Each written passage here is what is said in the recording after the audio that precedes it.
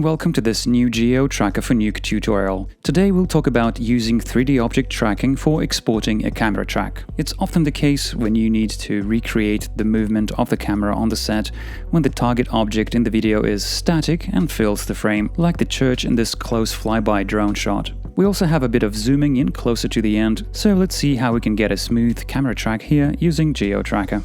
Like in the previous video, we're gonna do 3D object tracking with the matching geometry, but this time we'll export our results as a camera track and we'll also pay special attention to the camera settings.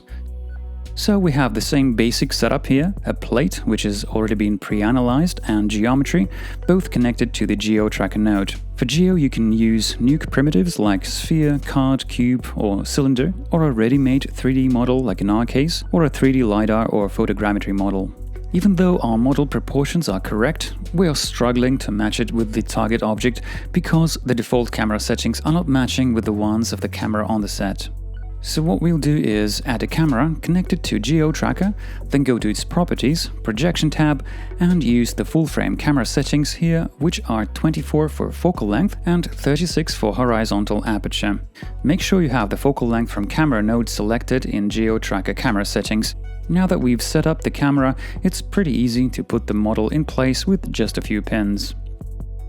If you're unsure about your camera settings, there's still a way to get them right. You can use automatic focal length estimation.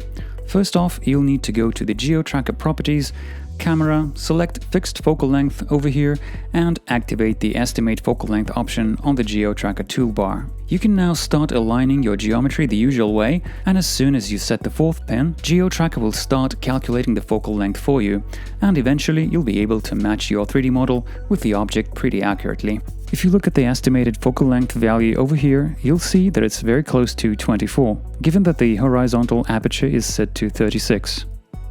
Let's now press track forward and just enjoy the view while GeoTracker is doing the job calculating the 3D model position in all subsequent frames, until the moment where the camera starts zooming in and where it becomes clear that GeoTracker is getting confused. Let's press cancel or escape on your keyboard. The reason why our 3D model has snapped off over here is that we've been tracking with the fixed focal length. Let's go to the last frame before zooming starts. We see that the 3D model in this frame is a bit off, so let's set a keyframe, adjust the model's position, and hit refine.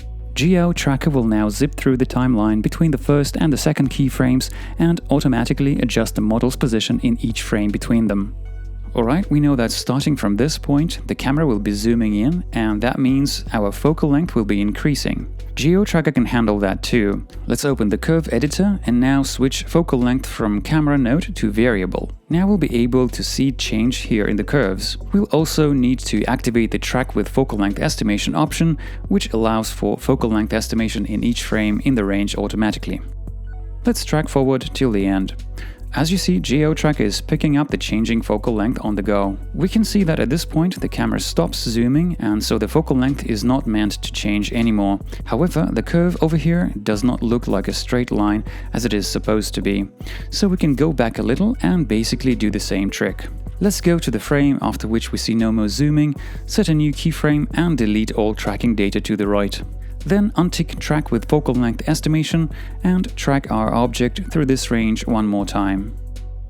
Okay, our tracking looks good, but so far it's still a 3D object tracking, which means that our camera is static and it's the 3D model that moves. But we can go over here to the Results tab on the GeoTracker Properties pane and export it as Tracked Camera Node, which is going to contain the motion of our object in the 3D space recalculated as a camera track. We want to look at our tracking results in 3D, so let's add a scene node and connect the exported camera and our geometry to it. That's it, a camera track that we got as a result of our 3D object tracking in Nuke. Download GeoTracker for Nuke from KeenTools.io, subscribe to our YouTube channel and hit the bell to be notified about our new videos. Thank you for watching and see you next time.